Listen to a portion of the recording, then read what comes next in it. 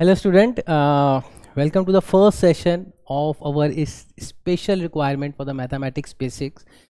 ये जो सेशन हम रिकॉर्ड कर रहे हैं this is for a particularly for those student जिनके मन में सवाल आता है जो अभी 11th से 12th में ट्रांजिशन कर रहे हैं। उनके दिमाग में सवाल आ सकता है कि सर हम 12th में जा तो रहे हैं लेकिन हमारे दिमाग में यह है कि 11th क्लास का हमारा कुछ सिलेबस बाकी रह गया है, कुछ हमारा वर्क पेंडिंग है, कुछ थ्योरी हमें आती नहीं है, kind of doubts it there. लेकिन हम जब 12th में जाएंगे तो वहाँ पे हमारे पास एक कैलकुलस की एक नई दुनिया ऑलरेडी तैयार बैठी हुई है। तो उस दुनिया में एंटर करने के लिए जो प्री रिक्वेस्टीज़ है कि सर हमें कम से कम 11th की कितनी मैथ्स आ जाए बेसिक लेवल पर, जिसकी वजह से हमें 12th में कोई डिफ़िकल्टी ना फेस हो, हम हमारा ट्रांजिशन बहुत स्मूथ रहे वहाँ पे।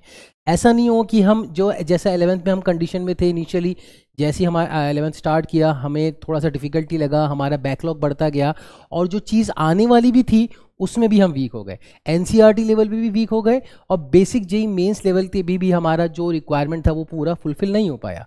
तो इस पर्टिकुलर जो समस्या है, ये जो प्रॉब्लम है, इसका समाधान हम लेके आए हैं इस पर्टिकुलर वीडियो के अंदर। और आने वाली जितनी भी अभी सब्सिक्वेंट सीरीज़ हम मैथ्स के अंदर लॉन्च करने वाले हैं या रिकॉर्डिंग हम आपको शेयर करने वाले हैं, उसमें हमारा जो बेसिक एम और टारगेट होगा वो यही होगा कि इतनी मैथ्स क्लास 11 की आ जाए जिसकी वजह से हमारा 12th में कोई इफेक्ट ना हो।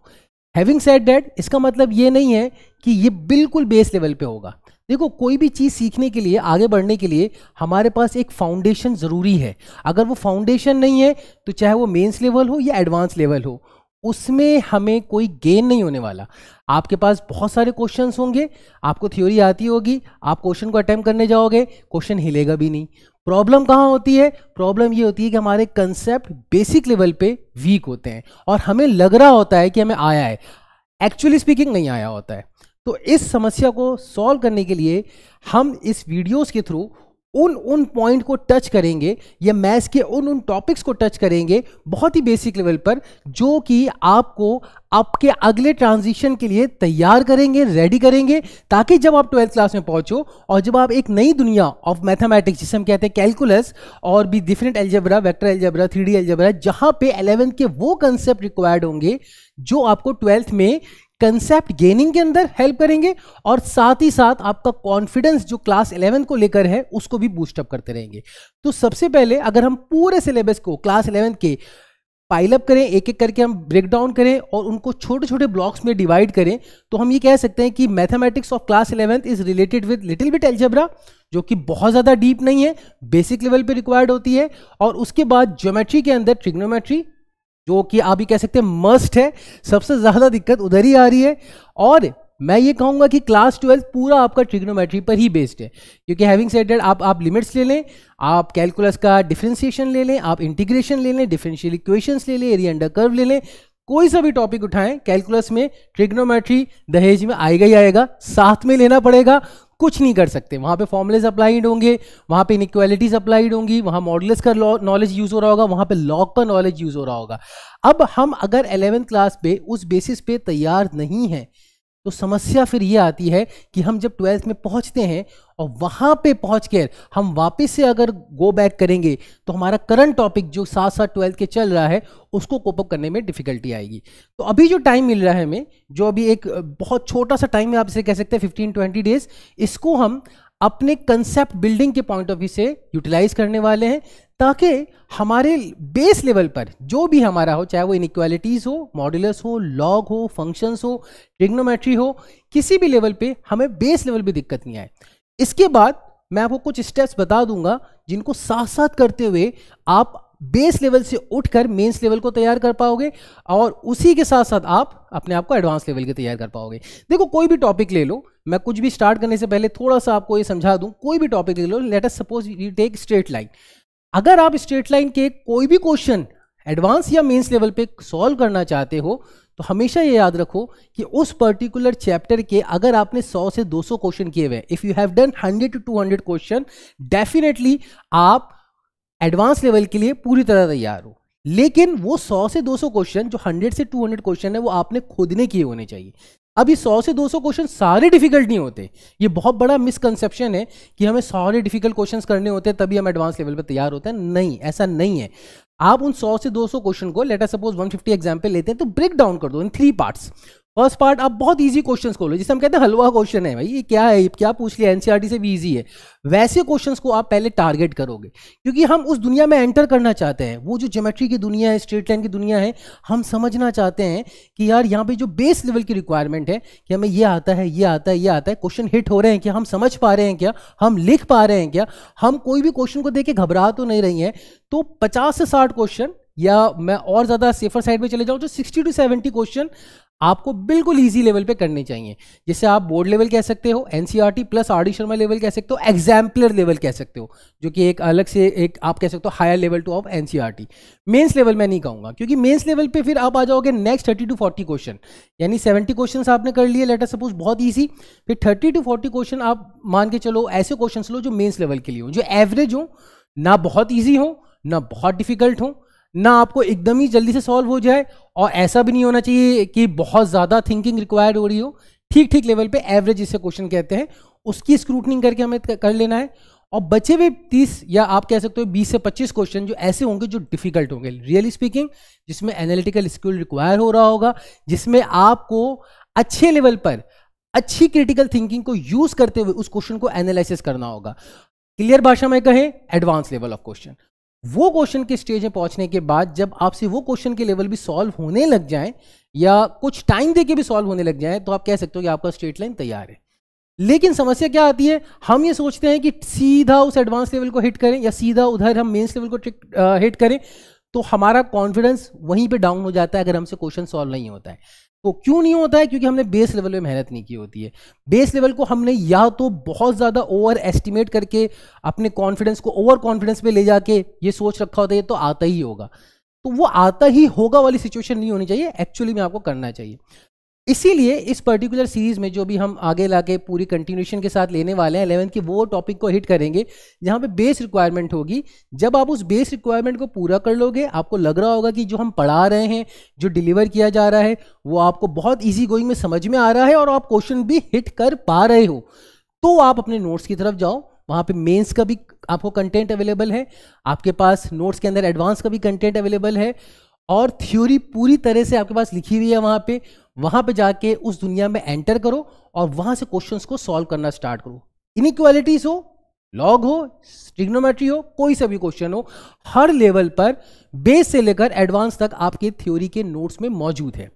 इतना करने के बाद भी अगर आपको दिल को संतुष्टि नहीं मिलती है, तो थोड़ा सा टाइम निकाल के हम मॉड्यूल के कुछ क्वेश्चंस को जो मार्क्ड है, जो हमने क्लास में मार्क करा रखे हैं, या अगर आपने मार्क नहीं करे हैं किसी वजह से, तो टीचर के साथ टच में आके उनको क्वेश्चंस को मार्क करा लो कि सर कौन कौन से क्वेश्चन मुझे, अभी मेरा बेस लेवल तैयार हो गया है, थोड़े थोड़े मेंस लेवल भी कर पा रहा हूँ, तो ये क्वेश्चंस मार्क कर दिए ताकि मेरा और थ्योरी के डेवलपमेंट हो जाए। तो ठीक है, तो इस तरह से हम आगे अपनी थ्योरी को और कंटेंट को आगे लेके चलेंगे, ताकि हमें 12th में किसी तरह की समस्या नहीं आए, और जब हम 12th में पहुंचे तो हमें ये कॉन्फिडेंस हो कि 11th हमें आती है। ठीक है, तो सबसे पहले जब हम क्लास 11th स्टार्ट करते हैं, तो आपके सामने ये हेडिंग नजर आई होगी, बेसिक इनइक्वालिटीज। बेसिक इनइक्वालिटीज वो टॉपिक है जो कि एक टूल की तरह काम करता है। ये कोई एनसीईआरटी में इस तरह से कोई चैप्टर नहीं है कि इनइक्वालिटी सॉल्व करना आना चाहिए आपको, ना ही ऐसा कोई आपको किसी पर्टिकुलर जेईई मेंस के सिलेबस में आपको नजर आएगा। हमें क्या करना होता है, यहाँ पे इसको टूल की तरह इस्तेमाल करना होता है। जैसे कि आप देखोगे ट्रिग्नोमेट्री के अंदर भी इनइक्वालिटीज आ जाएंगी, है ना, कहीं ना कहीं किसी ना किसी कैलकुलस के मोड के अंदर भी इनइक्वालिटीज आ जाती हैं, किसी अलजेब्रा के क्वेश्चन के मॉडिफिकेशन में इनइक्वालिटीज आ जाती हैं। कहीं भी जाओगे, जैसे कि प्लस माइनस मैथ्स का एक टूल है, मैथ्स इटसेल्फ है क्या? नहीं। मैथ्स का कोई चैप्टर है क्या? नहीं। प्लस माइनस मल्टीप्लिकेशन डिवाइड एक टूल है, उसको टूल की तरह ही एक्ट कराना होता है। Similarly same goes with basic inequality, ये एक टूल है, ये एक वो टूल है, ये एक वो औजार है जिसको इस्तेमाल करके आप डिफिकल्ट क्वेश्चंस के अंदर अपना कंसेप्ट को बिल्ड करते हो, अपने टॉपिक को स्ट्रेंथन करते हो। तो इनइक्वालिटीज को स्टार्ट करने से पहले हम एक हल्का फुल्का एक आइडिया लेंगे कि इनइक्वालिटी से पहले थोड़ा थोड़ा आपको अलजेब्रा आना चाहिए। क्लास 9th 10th का पॉलिनोमियल, जिसमें हमने इनफ टाइम दिया होता है। इन द इनिशियल फेज जब हम बैच को स्टार्ट कर रहे होते हैं 11th में, तो हमने इनफ टाइम दिया होता है ताकि बच्चे अच्छे से 9 10th का जो पॉलिनोमियल है, division theorem, division algorithm, remainder theorem, factor theorem, polynomial का फैक्टराइजेशन, पॉलिनोमियल का लॉन्ग डिवीजन मेथड, पॉलिनोमियल का comparing the coefficient method, polynomial के अंदर किसी तरह का मैनिपुलेशन, किसी तरह का सिंप्लीफिकेशन, एल्जेब्रिक मैनिपुलेशन, सिंप्लीफिकेशन, हर लेवल पे आपको वो चीज़ अगर आती है तो स्टार्ट करेंगे इनइक्वालिटीज। लेकिन अगर वो नहीं आता है तो आप जाओ वापस एनसीईआरटी उठाओ 9th-10th की, उस क्वेश्चंस को करो, या फिर हमारे इनिशियल फेज की जो आप देखेंगे जो नोट्स के अंदर इनिशियली जो हमने पॉलीनोमियल पढ़ाया है हल्का फुल्का वो रिवाइज कर लो।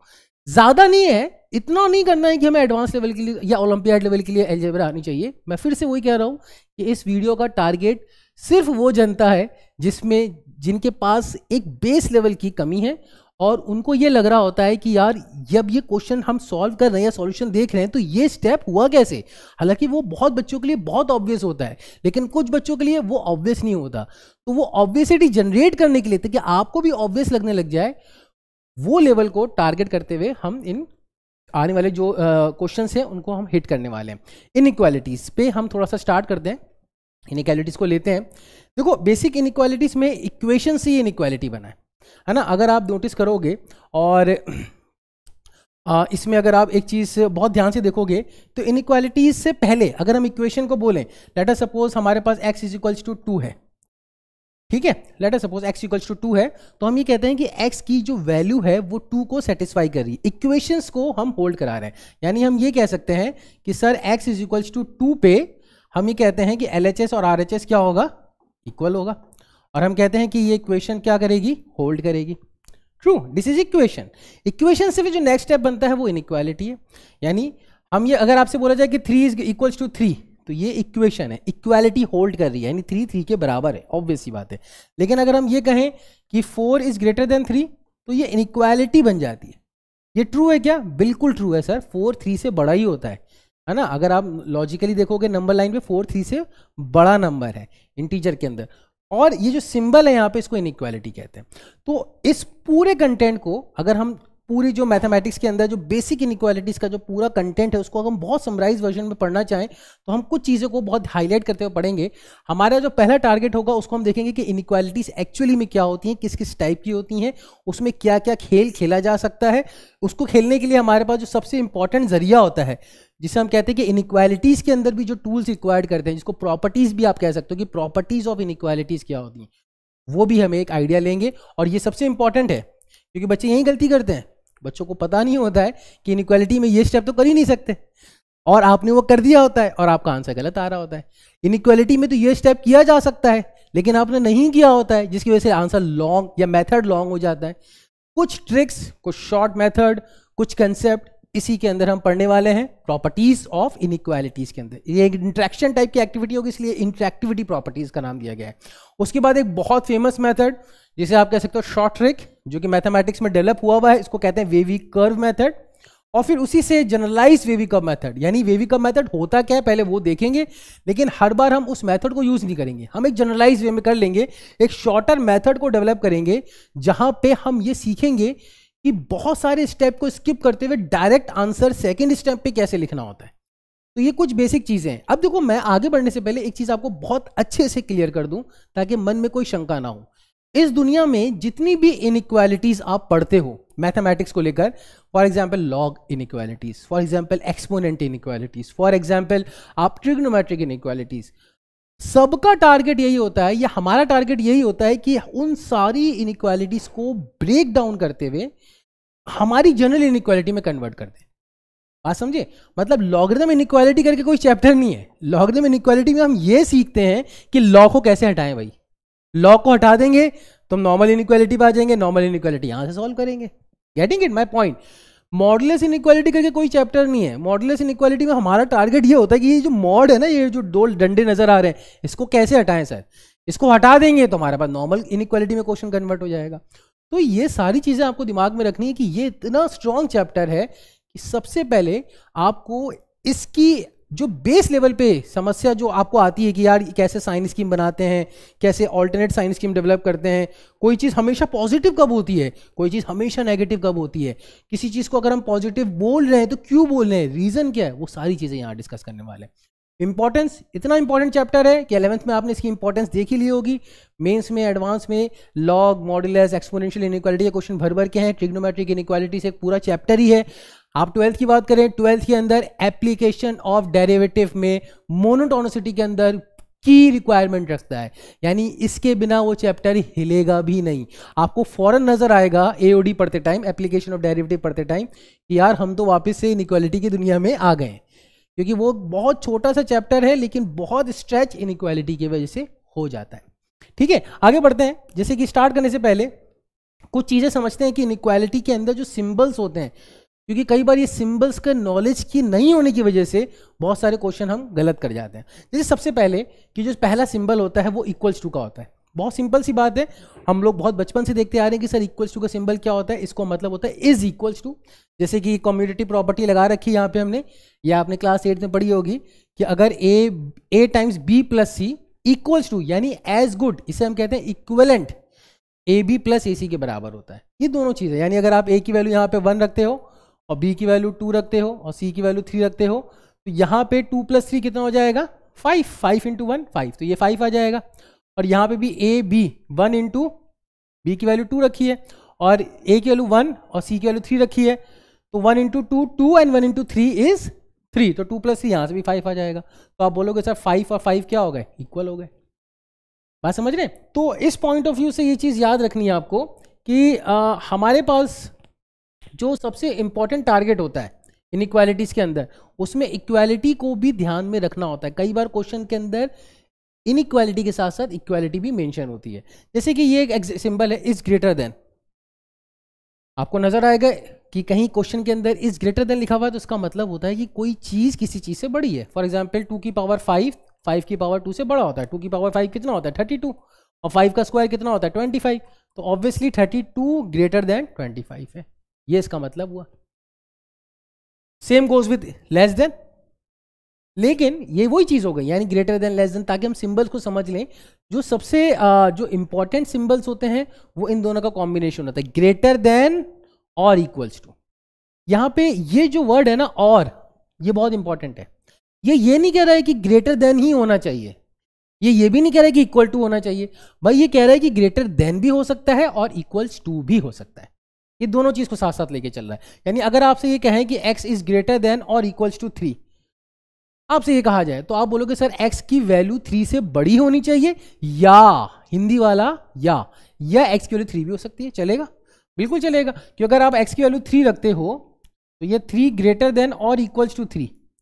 आप बोलोगे सर 3 से बड़ा कहाँ होता है, तो हम कहाँ बोलेंगे 3 से बड़ा है?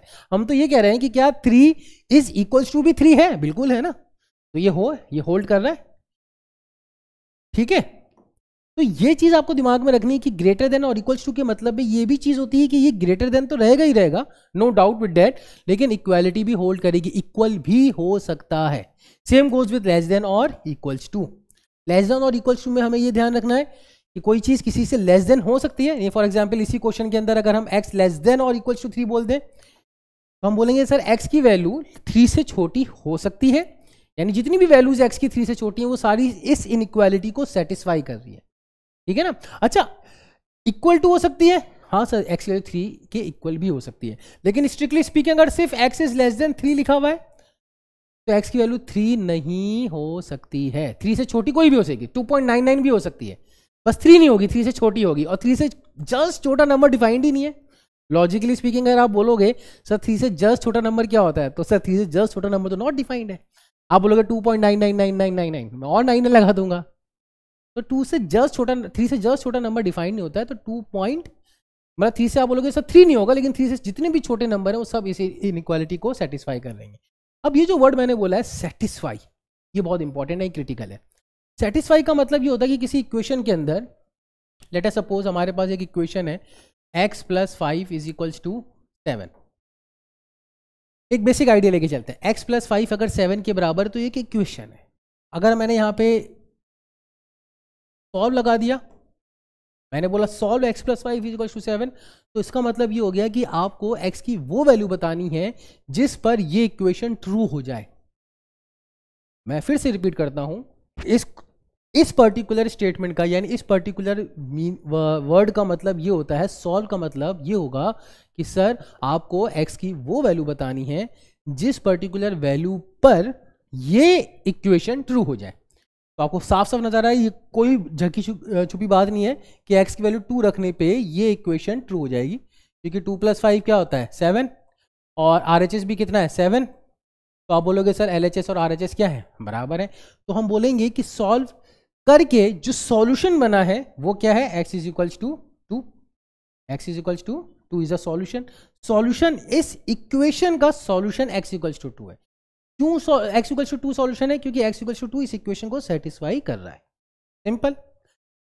इसी के अंदर अगर मैं यहां पे आपसे ये बोलूं कि नहीं मुझे तो x इज इक्वल्स टू, यानी इसी के अंदर अगर हम ये बोलें कि x plus 5 is greater then 7, अब ये इनइक्वालिटी है। और सेम कंसेप्ट से अगर मैं बोलूं कि सर सॉल्व करना है, इसको सॉल्व करना है, x plus 5 is greater then 7 को सॉल्व करना है। सॉल्व का मतलब हमें x की वो वैल्यू बतानी है जहां पे ये इनइक्वालिटी ट्रू हो जाए, इक्वेशन नहीं, इनइक्वालिटी ट्रू हो जाए, यानी x की वो वैल्यू। जैसे for example let us suppose हम x की वैल्यू 3 रखते हैं, तो क्या है x इक्वल्स टू 3 पे ये इनइक्वालिटी ट्रू हो रही है, चेक करते हैं। 3 प्लस 5 इज ग्रेटर देन 7, क्या ये ट्रू है? 8 ग्रेटर देन 7 होता है, यस इट इज ट्रू। तो आप बोलोगे sir x is equals to 3 इस इनइक्वालिटी का एक सॉल्यूशन है, एक सॉल्यूशन है। क्योंकि सिर्फ x इक्वल्स टू 3 पे ऐसा हो रहा है क्या? नहीं, यहां पे सिर्फ x इक्वल्स टू 2 पे ऐसा हो रहा है, बिल्कुल only value of x equals to 2 जो इस इक्वेशन को सेटिस्फाई करेगी। लेकिन x इक्वल्स टू 3 पे सिर्फ x इक्वल्स टू 3 पे ऐसा हो रहा है क्या? नहीं सर, x इक्वल्स टू 3 पे ऐसा नहीं हो रहा है, सिर्फ x इक्वल्स टू 3 पे ऐसा नहीं हो रहा है। बहुत सारी वैल्यू हो सकती है सर, x इक्वल्स टू 4 हो सकती है, x इक्वल्स टू 10 हो सकती है, बहुत सारी वैल्यू हो सकती है। तो वो सारी वैल्यूज इस इनइक्वालिटी के सॉल्यूशन होंगे। उन सारी वैल्यू के सॉल्यूशन को सॉल्यूशन सेट कहते हैं। ये तो आपको समझ में आ गया, क्योंकि सेट चैप्टर हम पढ़ के आ रहे हैं, बहुत सिंपल से चैप्टर है। उन सारी, क्योंकि सेट क्या होता है, set is a collection of well defined object. तो हमारे पास जो वेल डिफाइंड ऑब्जेक्ट यहाँ पे बनेंगे वो सारी वैल्यूज ऑफ एक्स जो इस इनइक्वालिटी को सेटिस्फाई करे, उन सारी वैल्यूज के सेट को हमने एक नाम दे दिया सॉल्यूशन सेट। इस चैप्टर में या इस बेस बनाने में हमें यह करना होता है कि किसी भी इनइक्वालिटी का हमें सॉल्यूशन सेट को बताना होता है, निकालना होता है, डिफाइन करना होता है। आपको ये दिखाना होता है कि इस इनइक्वालिटी का सॉल्यूशन सेट ये बनेगा। Good, fantastic. आगे बढ़ते हैं। अब ये सॉल्यूशन सेट हम डेवलप कैसे करेंगे, यही हमारे इस चैप्टर में हम पढ़ने वाले हैं। कुछ मेथड्स को डिस्कस करेंगे, कुछ ट्रिक्स, कुछ शॉर्ट मेथड, कुछ कंसेप्ट, और उन्हीं मेथड को हम डेवलप करते हुए इन चीज़ों को बात आगे बढ़ाएंगे। आगे बढ़ते हैं। उन सॉल्यूशन सेट को डेवलप करने के पहले जो सबसे इंपॉर्टेंट प्रॉपर्टी है उसको हम डिस्कस करते हैं। देखो, ये एक एग्जाम्पल भी है, और एक तरह से एग्जाम्पल भी अगर हम इसको ना बोले तो एक तरह से थ्योरी बोलेंगे तो बहुत बेटर वे में हम अंडरस्टैंड करेंगे। जैसे a is greater than b implies that कि a plus minus c is always greater than b plus minus c. क्या है समझते हैं। समझने के लिए हमारे पास बहुत इंपॉर्टेंट सा, बहुत सिंपल सा कंसेप्ट है। देखो एक एग्जाम्पल लिखते हैं, बहुत ईजी सा। 3 ग्रेटर देन 2 होता है, बिल्कुल होता है सर, 3 ग्रेटर देन 2 होता है, दुनिया जानती है। 3 ग्रेटर देन 2 अगर होता है तो अब मैं आपको ये बताने वाला हूं कि अगर कोई इनइक्वालिटी ट्रू है इन इटसेल्फ, अगर आपको ये पता है कि ये ट्रू है या आपको किसी ने बता दिया कि ये ट्रू है, तो उस इनइक्वालिटी में कोई भी नंबर, कोई भी एनी रियल नंबर ऐड या सब्ट्रैक्ट करने पे, एनी रियल नंबर ऐड या सब्ट्रैक्ट करने में इनइक्वालिटी की ट्रूनेस पे कोई इफेक्ट नहीं होता। यानी अगर मैं दोनों तरफ 5 ऐड कर दूं, दोनों तरफ 5 ऐड कर दूं, तो 3 प्लस 5 कितना होता है 8, एंड 2 प्लस 5 कितना होता है 7, तो 8 भी 7 से बड़ा है, ये भी ट्रू है। अगर ये ट्रू है तो हम ये कह सकते हैं, ये इंप्लाई करेगा कि 3 plus 5 is also greater than 2 plus 5, true है। यानी कुछ चीज, कोई भी आप नंबर ऐड कर सकते हो, any real number if you are adding both the side of the inequality, both LHS and RHS side of the inequality, तो उस इनइक्वालिटी पे कुछ भी फर्क नहीं पड़ता है, वो ट्रू ही रहती है, चेंज नहीं होगी, उससे इनइक्वालिटी के सिंबल में कुछ फर्क नहीं आएगा। सिमिलरली अगर मैं दोनों तरफ सब्ट्रैक्ट कर देता हूं तब भी कुछ फर्क नहीं पड़ेगा सर, कुछ फर्क पड़ेगा क्या? नहीं पड़ेगा सर, क्योंकि 3 माइनस 5 कितना होता है, 3 माइनस 5 होता है -2, एंड 2 माइनस 5 कितना होता है -3, and we know that -2 is less negative than -3, यानी -3 छोटा नंबर हो गया ना -2 से, नेगेटिव साइड पर अगर जाओगे तो ये भी ट्रू है, बिल्कुल ट्रू है। यानी अगर हमारे पास, अगर हम ये बोले, अगर हम ये चीज को कंसेप्ट में लेके आ जाए कि अगर हमारे पास a is greater than b है, ठीक है, और अगर a b से बड़ा है, और दोनों तरफ अगर हम कोई c ऐड करते हैं या फिर हम दोनों तरफ कोई c सब्ट्रैक्ट करते हैं, तो ये हम हमेशा कर सकते हैं क्या? इंप्लाइज का मतलब होता है कि क्या ये हम हमेशा कर सकते हैं? हाँ सर, ये हम हमेशा कर सकते हैं। ये एक पहली प्रॉपर्टी है, भयंकर टूल है, इतना इंपॉर्टेंट चीज है कि सारी इनइक्वालिटी को सॉल्व करने के लिए आपको ये वाला स्टेप तो करना ही पड़ेगा, कुछ ना कुछ आपको ऐड करना पड़ेगा या कुछ ना कुछ दोनों तरफ आपको सब्ट्रैक्ट करना पड़ेगा। ये कर दिया, आगे बढ़ते हैं। अब देखना इंपॉर्टेंट चीज क्या है। इंपॉर्टेंट चीज ये है कि लेट अस सपोज अगर हमने यहां पे हमने एक बार ऐड किया, एक बार सब्ट्रैक्ट किया, अब हम दोनों तरफ कुछ मल्टीप्लाई करना चाह रहे हैं। लेट अस सपोज हमने दोनों तरफ 5 से मल्टीप्लाई किया, 3 इंटू 5 क्या होता है? 15, गुड। और 2 इंटू 5 क्या होता है? 10। अब 15 भी 10 से बड़ा है? बिल्कुल सर, बड़ा है। यानी हम ये कह सकते हैं कि सर दोनों तरफ कुछ भी number multiply, any real number if we multiply both the side of the inequality, inequality holds true. No, we can not generalize. क्यों? सवाल पैदा होता है कि अगर मैंने -5 से किया होता, 3 इंटू -5 और 2 इंटू -5, तो मालूम है इनइक्वालिटी का सिंबल यह आता, क्योंकि -15 is less then -10, -15 is less then -10। अब ये क्या हो गया सर? इधर तो हमने एक बार प्लस भी किया था तब भी इनइक्वालिटी में कुछ फर्क नहीं पड़ा, एक बार माइनस किया तब भी कुछ फर्क नहीं पड़ा। लेकिन यहां पे क्या हुआ कि अगर आप बहुत क्लोजली ऑब्जर्व करोगे तो 5 एक पॉजिटिव नंबर है। अगर हम पॉजिटिव क्वांटिटी से दोनों तरफ मल्टीप्लाई करते हैं तो इनइक्वालिटी के साइन में कुछ फर्क नहीं पड़ेगा। I am repeating it again, अगर हम दोनों तरफ पॉजिटिव रियल नंबर से मल्टीप्लाई करते हैं, if we know that quantity is positive, multiplication and division एक ही होता है। Division is nothing but the multiplication by reciprocal, exactly right. तो मल्टीप्लिकेशन एंड डिवीजन एक ही होता है, and subtraction is also nothing but addition of a negative number. वो अलग से बताने की जरूरत नहीं थी, इट इज सेल्फ अंडरस्टूड। लेकिन फिर भी ये चीज याद रखना, यहाँ पे हम ऑटोमेटिकली डिवीजन भी कवर कर रहे हैं। तो अगर हम ए इज ग्रेटर देन बी है, अगर हम ए को ऐसी क्वांटिटी से मल्टीप्लाई करते हैं जो कि पॉजिटिव हो तो ये ट्रू होगा, ये इंप्लाई करेगा। लेकिन मल्टीप्लाई करते टाइम ये ध्यान रखना चाहिए कि जिस क्वांटिटी से हम दोनों तरफ मल्टीप्लाई कर रहे हैं वो पॉजिटिव है या नेगेटिव है। ये इतना इंपॉर्टेंट स्टेटमेंट है कि 90% ऑफ स्टूडेंट यहीं पे मिस्टेक करते हैं। इनइक्वालिटी के अंदर आंसर नहीं आने की सबसे इंपॉर्टेंट वजह बच्चे ये भूल जाते हैं। इसको हैमर कर लो अपने दिमाग में कि जब भी हम इनइक्वालिटी के तरफ दोनों तरफ मल्टीप्लिकेशन करेंगे या डिवीजन करेंगे, हम ये इंश्योर करेंगे, हम ये पता लगाने की कोशिश करेंगे कि वो सिंबल क्या है, वो quantity of real number actually में पॉजिटिव है या नेगेटिव है। अगर वो पॉजिटिव है तो ठीक है, कोई बात नहीं, हम दोनों तरफ इनइक्वालिटी के सिंबल को चेंज नहीं करेंगे। लेकिन अगर वो नेगेटिव है तो सर हम उस इनइक्वालिटी के सिंबल को रिवर्स करेंगे, और ये भूलना नहीं है। ये सबसे इंपॉर्टेंट स्टेप है। इससे एक बात तो आपको समझ में आ ही गई होगी।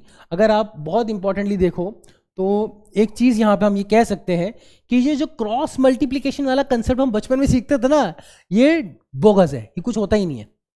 मिसाल के तौर पर अगर मैं आपको ये बोलता हूँ 1/x is equals to, let us suppose 1/x is equals to 2x - 3, तो बच्चे क्या करते थे sir? 2x - 3 is equals to x, ऐसे लिख देते थे ना, याद आ रहा है?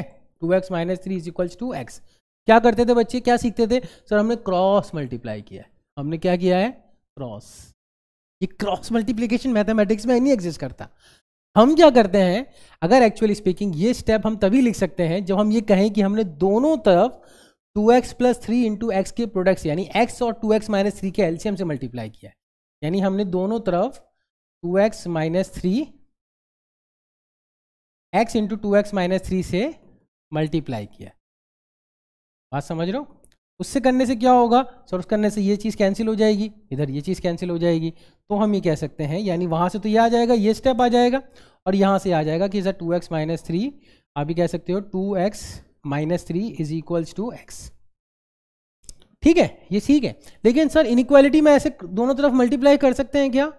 यानी अगर यही सिंबल, अगर आप नोटिस करो इसी क्वेश्चन के अंदर, अगर मैं यहाँ पे इनइक्वालिटी लगा दूँ, for example 1/x is greater then 1/2x - 3, तो क्या हम दोनों तरफ x इंटू 2x - 3 से मल्टीप्लाई कर सकते हैं क्या?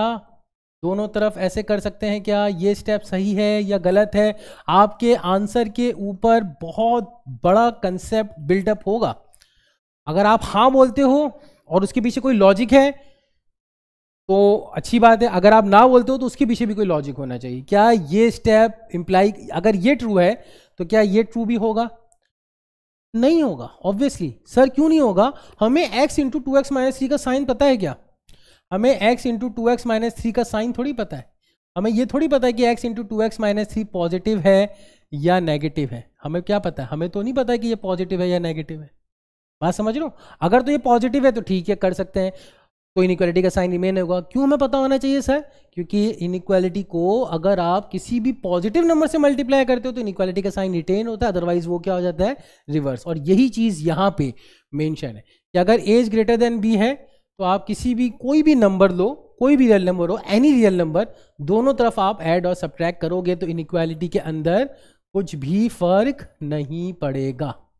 लेकिन हैविंग सेड दैट, अगर यहाँ पे आप यही चीज को लेके आते हो और आप बोलते हो 3 इज ग्रेटर देन 2 है, तो ऑब्वियस सी बात है कि अगर आप पॉजिटिव क्वांटिटी से मल्टीप्लाई करते हो दोनों तरफ तो इनइक्वालिटी का साइन वही रहेगा, और अगर आप नेगेटिव क्वांटिटी से मल्टीप्लाई करते हो दोनों तरफ तो इनइक्वालिटी का साइन रिवर्स हो जाएगा। और अगर ये चीज समझ में आ रही है तो हम अपने इस पर्टिकुलर सेशन के नेक्स्ट फेज में ट्रांजिट करने वाले हैं, और इसके ट्रांजिशन के लिए आपको एक बहुत सिंपल सा लॉजिक का आंसर करना है। एक इंट्रैक्शन है और देखते हैं कि ये कितना सही कितना गलत आप लोग आइडेंटिफाई कर पाते हो। ये कह रहा है कि if x is greater then y। जब ये कह रहा है ना कि ये x इफ का मतलब ये ट्रू है, यानी आपको बता दिया इसने कि x क्या है, x y से बड़ा है, इसने बोल दिया। ठीक है सर, x y से बड़ा है, मान लिया ये ट्रू है, ये गिवन है।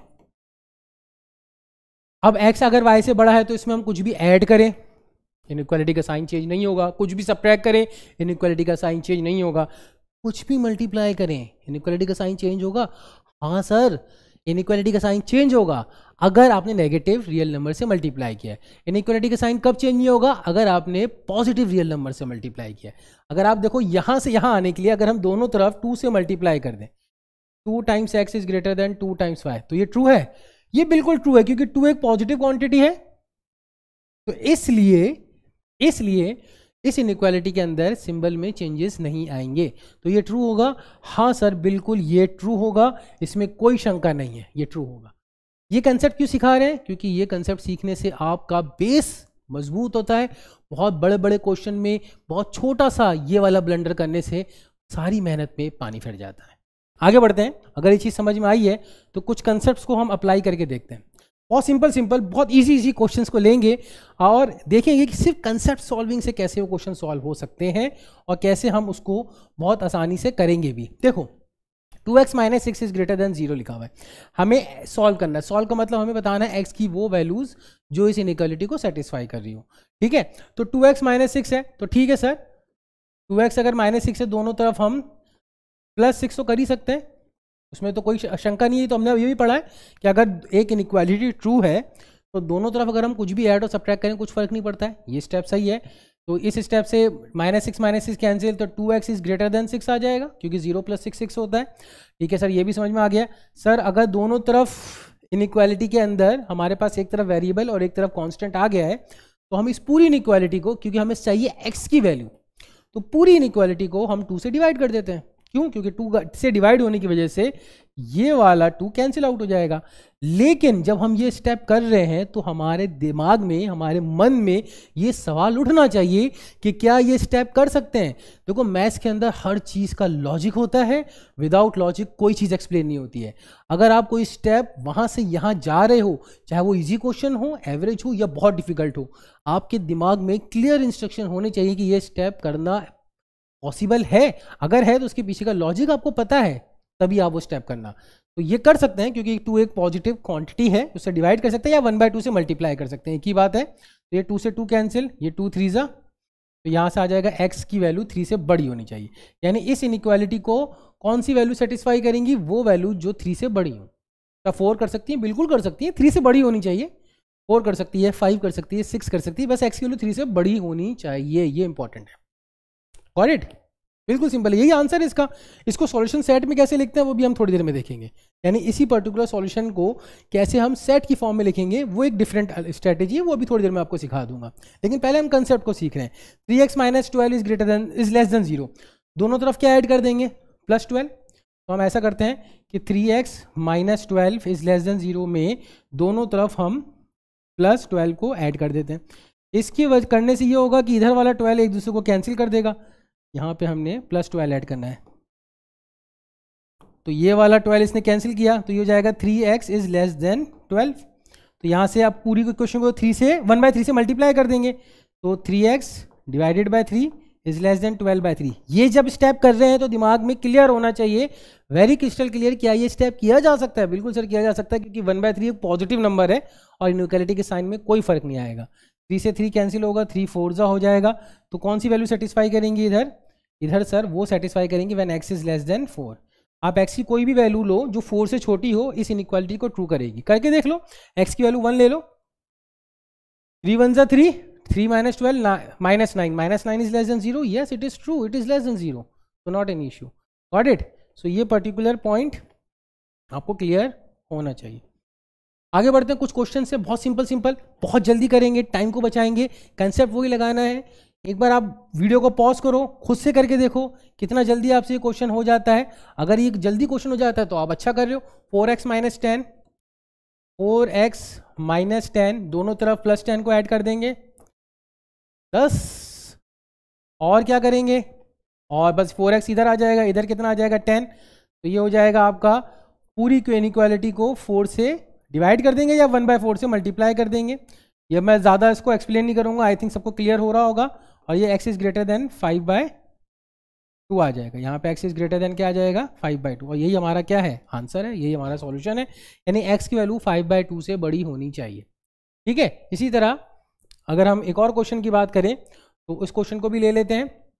-9x - 19, सर यहाँ तो -9x आ गया, क्या होगा? और यहाँ पे तो एक और सिंबल है, अच्छा यहाँ पे इक्वालिटी का सिंबल था वो मैंने मिस कर दिया, यानी यहाँ पे इक्वालिटी का भी सिंबल है, यानी x की वैल्यू 5/2 भी हो सकती है, यहाँ पे याद रखना, यानी x की वैल्यू 5/2 भी हो सकती है, और 5/2 से बड़ी वैल्यू उसको हम लेंगे। ओके सर, -9x - 19 क्या करेंगे? -9x - 19 है, कोई बात नहीं, कोई बड़ा इशू नहीं है। -9x - 19 अगर है तो सबसे पहला काम इसको पॉजिटिव कर लेते हैं, क्या दिक्कत है? पॉजिटिव करना, यही -9x को भी प्लस बनाना है और +19 को भी प्लस बनाना है। दो तरीके हैं, एक तरीका तो ये हो गया कि माइनस से पूरी इनइक्वालिटी को मल्टीप्लाई करो। जैसे ही आपने -1 से पूरी इनइक्वालिटी को मल्टीप्लाई किया, मैं ये स्टेप करके दिखा देता हूँ ताकि आपको कोई स्टेप में दिक्कत नहीं हो। ये जो स्टेप हम कर रहे हैं ना, -1 से हम पूरी इनइक्वालिटी को अगर हम मल्टीप्लाई कर रहे हैं तो यार ये समझो कि इनइक्वालिटी का साइन रिवर्स होगा। क्यों होगा सर? क्योंकि आपने नेगेटिव रियल नंबर से both the side of the inequality को मल्टीप्लाई किया है, वो होगा ही होगा। ठीक है, ये स्टेप बहुत क्रिटिकल है। अगर ये स्टेप क्लियर है ना तो इनइक्वालिटी के अंदर 90% काम आप कर चुके हो। बाकी का जो 10% है वो साइन स्कीम है एंड फैक्टराइजेशन है, nothing else, nothing else, believe me.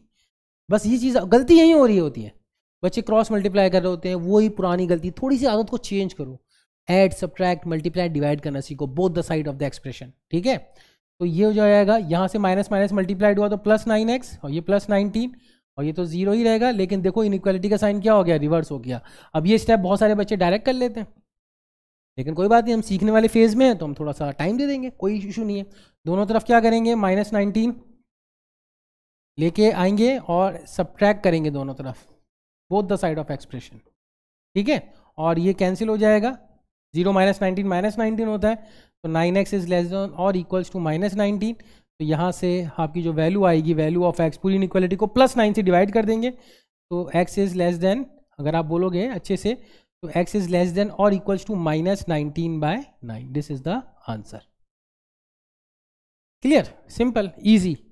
बोलेंगे ये क्या हलवा है? बिल्कुल हलवा है, एकदम ऐसा है कि अगर आपको ये चीज़ आती है, तो मैं अभी भी कह रहा हूँ कि मोस्ट ऑफ द केसेस में बच्चों को अलजेब्रा ही नहीं आ रही होती है, और सारी चीज़ें, कोई भी चीज़ डिफिकल्ट नहीं होती है और ना कोई चीज़ इजी होती है इस दुनिया में। ये सारा इजी और डिफिकल्ट का जो मिथ है वो सिर्फ और सिर्फ प्रैक्टिस के ऊपर होता है, कि हमने जो कंसेप्ट अप्लाई किया है अपनी प्रैक्टिस के अंदर, उसके पीछे का लॉजिक हमें पता है या नहीं पता है।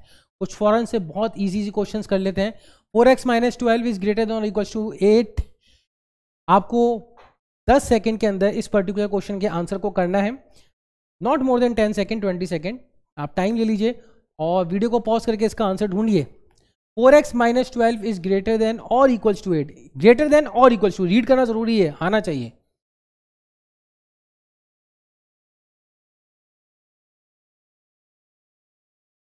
तो 4x माइनस 12 इज ग्रेटर देन और equals to minus plus 8, sorry, तो 4x माइनस 12 इज ग्रेटर देन और इक्वल्स टू प्लस 8।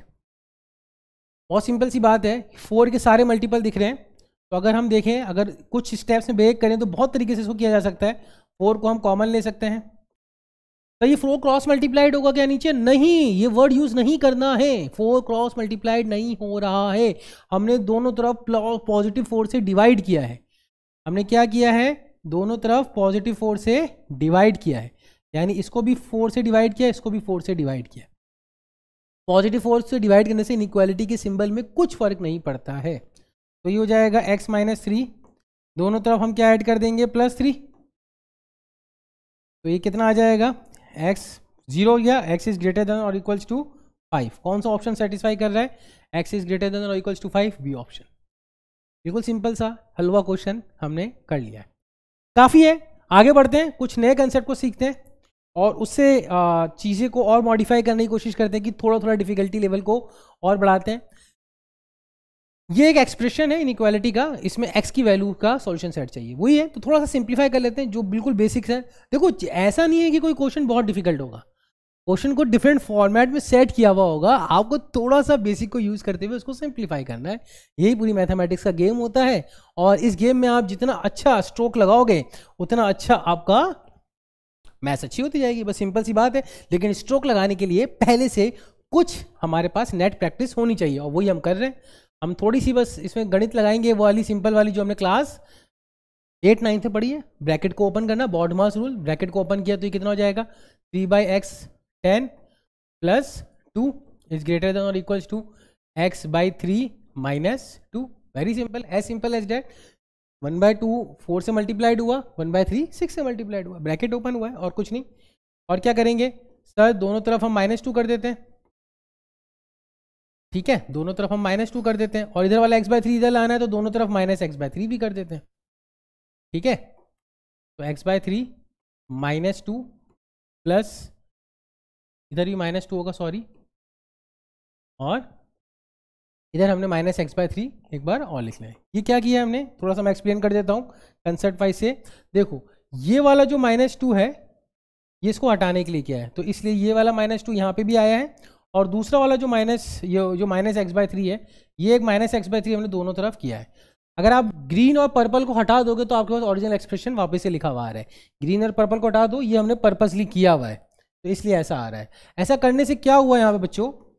ये 2 कैंसिल हो गया, तो ये आपका बचेगा 3x/10 minus x/3 is greater than और इक्वल्स टू, ये -x/3 कैंसिल, और क्या बचेगा? -4। एज गुड एज डेज, बस सिंप्लीफिकेशन है। एलसीएम लेना जानते हो आप, 10 और 3 30, तो कितना हो जाएगा? 10 3 तो 9x, 3 10 तो -10x/10, तो 9x minus 10x upon sorry ये 30 हो जाएगा, और यहाँ पे ग्रेटर देन और इक्वल्स टू -4।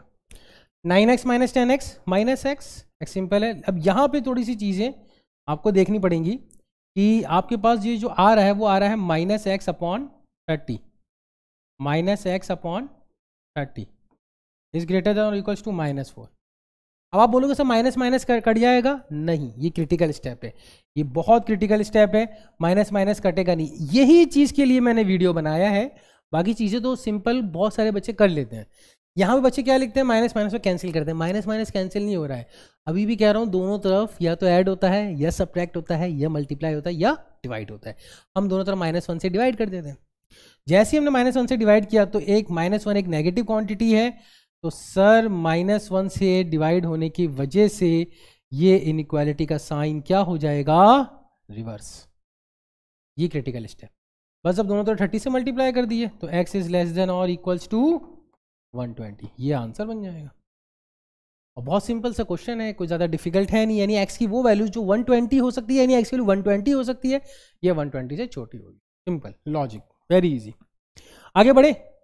अब इंटरवल्स की बात कर लेते हैं। देखो इंटरवल्स के अंदर बस इतनी सी चीज़ याद रखनी है कि आपको कंफ्यूज नहीं होना इंटरवल्स के मामले में कि इक्वालिटी को जब भी हम x इज लेस देन 1 है तो x इज लेस देन 1 का मतलब हो गया कि x की वैल्यू 1 से छोटी होगी। तो अगर आप 1 को देखोगे नंबर लाइन पे ये 1 है, ठीक है, तो x की वैल्यू 1 से छोटी होगी। ये ओपन सर्कल का मतलब होता है कि नॉट इंक्लूडेड, यानी x की वैल्यू 1 नहीं हो सकती है क्योंकि इक्वालिटी का सिंबल होल्ड नहीं कर रहा है।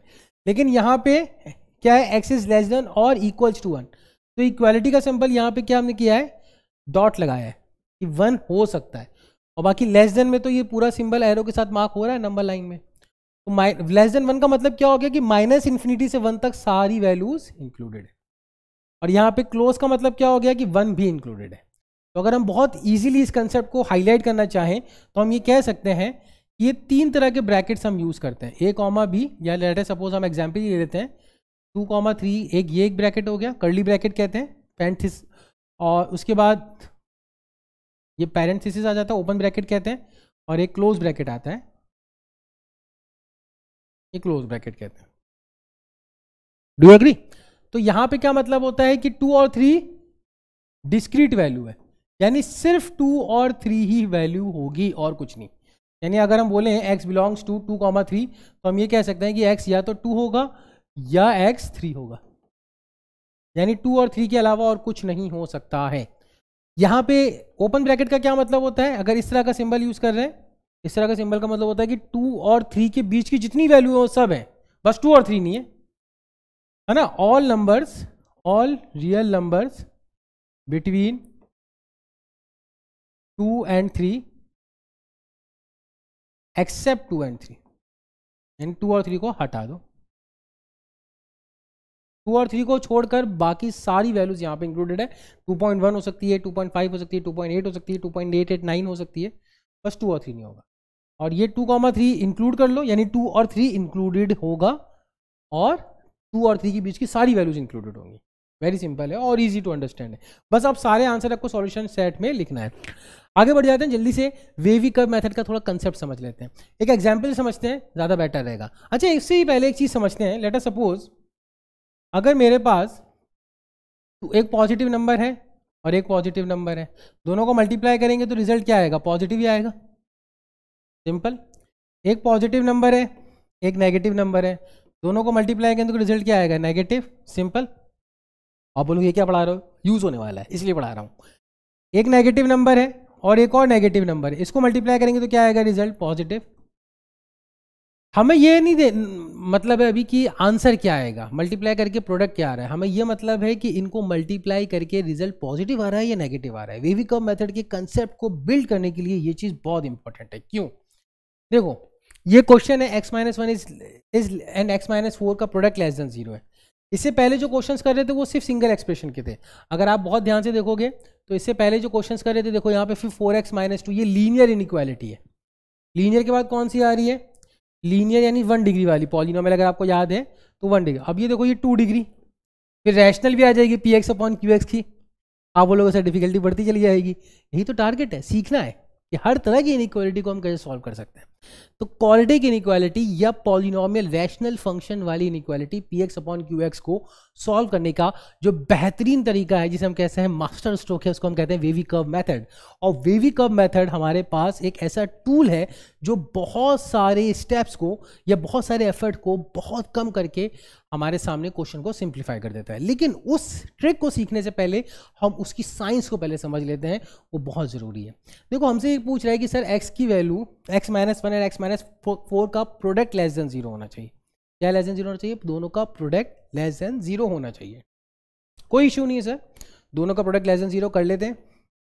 कैसे करेंगे, या तो ये दोनों नंबर ही पॉजिटिव हो, सॉरी ये या तो दोनों ही नंबर में से कोई एक नेगेटिव हो और एक पॉजिटिव हो।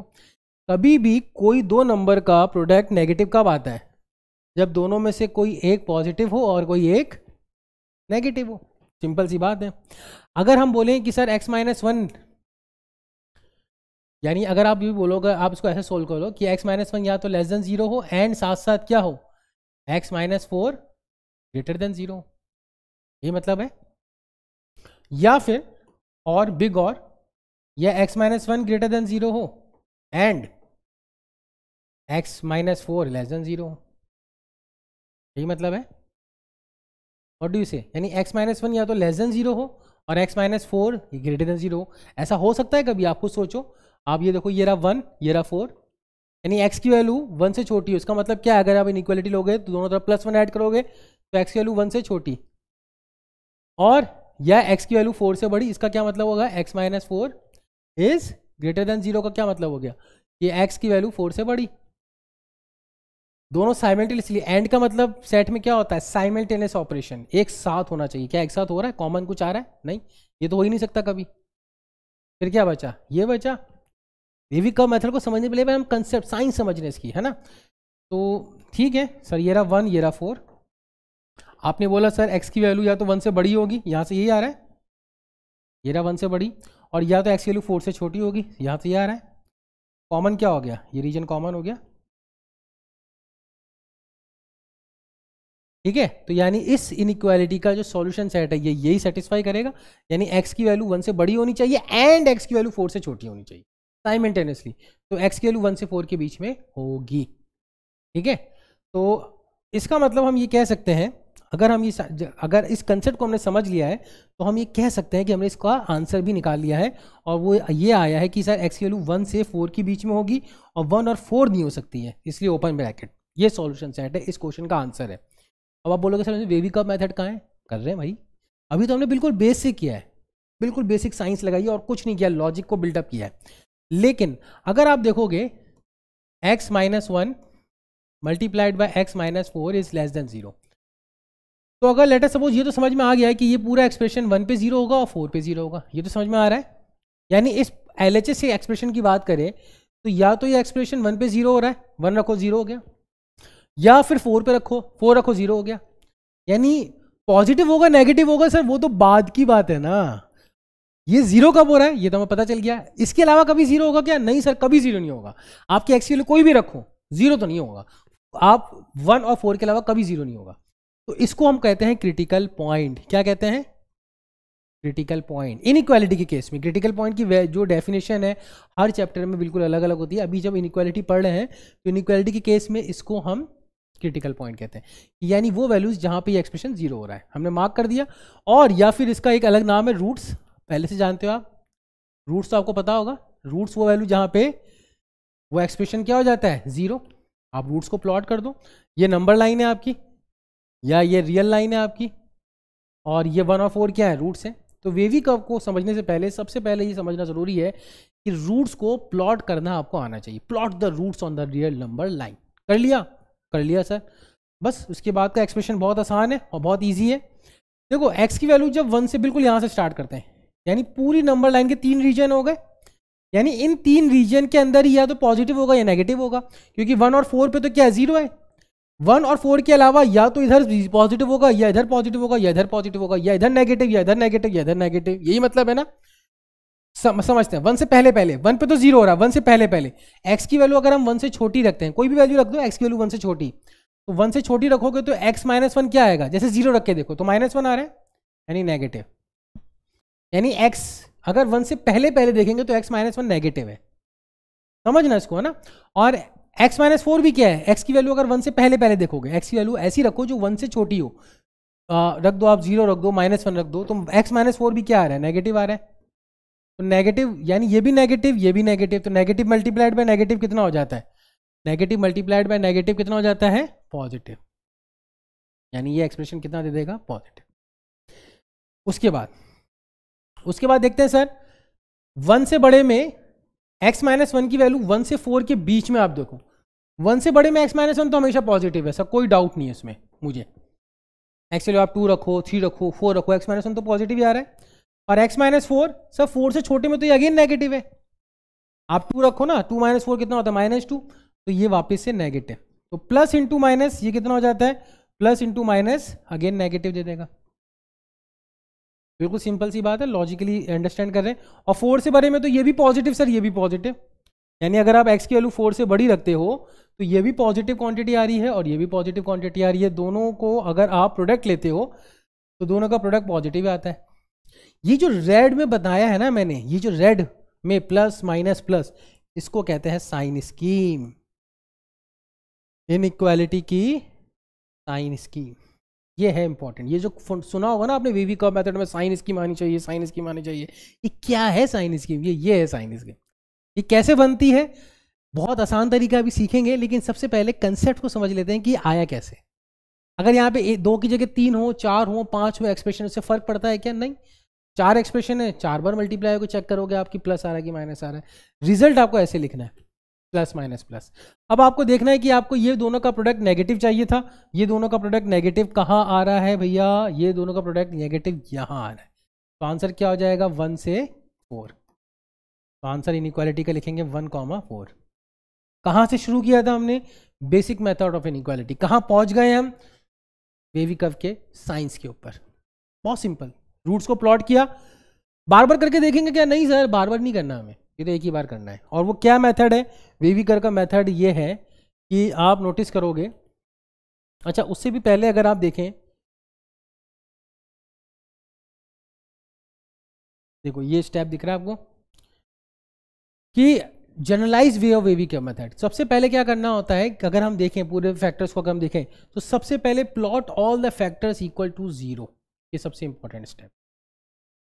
यानी वेवी कर्व मेथड के जो शॉर्ट ट्रिक है उसके पीछे की साइंस समझ ली हमने, बिल्कुल समझ ली है, हमें कोई दिक्कत नहीं आ रही है। लेकिन ये सारी साइंस को बार बार थोड़ी अप्लाई करेंगे सर, बड़े बड़े क्वेश्चन में तो ये छोटी छोटी चीज़ें बहुत छोटे से हो जानी चाहिए ना। तो वही देखने जा रहे हैं कि जनरलाइज वे क्या होगा। तो बहुत सिंपल सी बात याद रखो कि ये सारी क्वेश्चन के अंदर जो आपका LHS होता है, लेफ्ट हैंड साइड होता है, वो अगर फैक्टराइज फॉर्म में आ गया है तो well and good.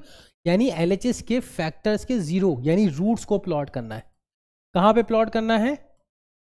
On the real number line, ठीक है। और उसके बाद put plus sign on the extreme right, यानी ये जो क्रिटिकल पॉइंट्स आए हैं या ये जो भी रूट्स आए हैं, इस रूट के प्लस साइन हमें एक्सट्रीम राइट पे पुट करना है।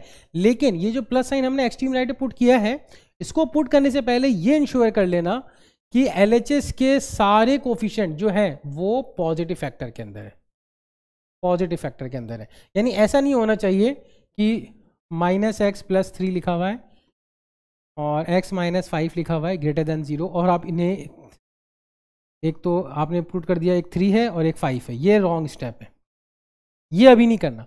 पहला स्टेप आपका ये होगा कि इसके लीडिंग कोफिशिएंट को, यानी जो फैक्टर्स आपने फैक्टराइज किया हुआ है एक्सप्रेशन के, इसके लीडिंग कोफिशिएंट को आप पहले पॉजिटिव बनाओ, माइनस कॉमन लो,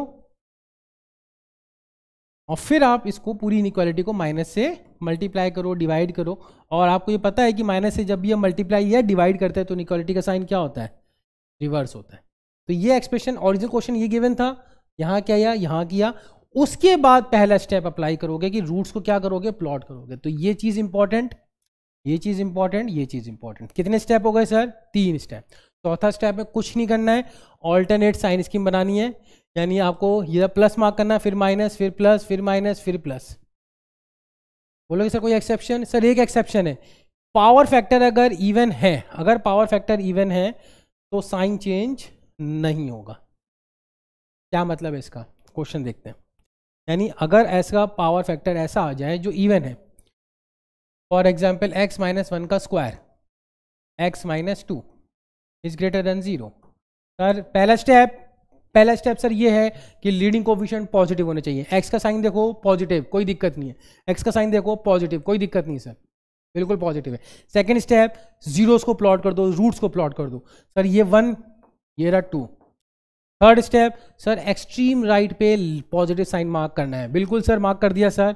लेकिन इस स्टेप को अप्लाई आगे स्टेप बनाने के पहले, यानी ऑल्टरनेट साइन स्कीम को डेवलप करने से पहले, ये चीज चेक करना है कि किसी पावर फैक्टर के ऊपर इवन पावर है तो उसके आगे साइन चेंज नहीं होगा।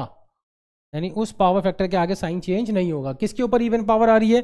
तो हम बहुत क्रिटिकली इसको मार्क कर लेते हैं, तो इसके ऊपर पावर इवन आ रही है। x - 1 का पावर 2 स्क्वायर है, तो यहाँ पे साइन चेंज नहीं होगा। 1 के बाद साइन चेंज नहीं होगा। बाकी सब जगह साइन चेंज होगा क्या? हाँ सर, बाकी सब जगह साइन चेंज होगा। प्लस के बाद माइनस, यहाँ साइन चेंज नहीं हुआ, यहाँ साइन चेंज नहीं हुआ। क्यों नहीं हुआ सर? क्योंकि इस रूट के ऊपर इवन पावर थी। ये ध्यान रखना, ये क्रॉस मार्क करके रख लो, थोड़ा सा दिमाग रखो, ताकि जब आप ऑल्टरनेट साइन स्कीम को डेवलप कर रहे हो तो ये कंफ्यूजन ना रहे।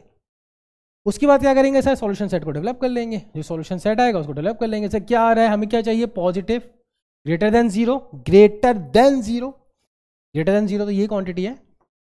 इक्वालिटी होल्ड कर रही है क्या, नहीं कर रही है सर, तो आंसर क्या आ जाएगा, 2 से इन्फिनिटी। दैट्स इट, खत्म, चैप्टर फिनिश, खलास। अब बोलोगे सर ये क्या था, ये कुछ नहीं था, जादू था। इनइक्वालिटी स्टार्ट हुआ, थोड़ा सा कंसेप्ट बिल्डअप किया, थोड़ा सा साइन स्कीम को थोड़ा सा अंडरस्टैंड किया, उसके पीछे की साइन किया, वेवी का मेथड लगाया, पुट ऑन किया, फिनिश।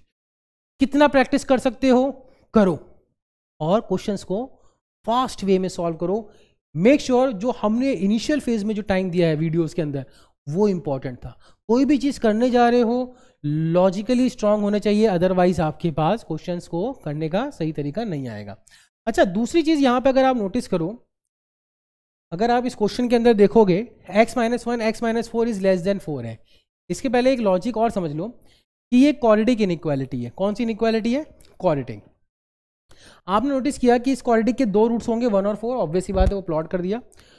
तो अगर लेस देन 0 का सिंबल है तो हमने देखा कि आंसर 1 से 4 के बीच में आ रहा था, ठीक है। लेकिन अगर यही क्वेश्चन में ग्रेटर देन 0 होता, यानी यही क्वेश्चन के अंदर x - 1 into x - 4 is greater than और इक्वल, ग्रेटर देन 0 ले लेते हैं, तो आंसर क्या आता, फिर आंसर ये वाला आ जाता।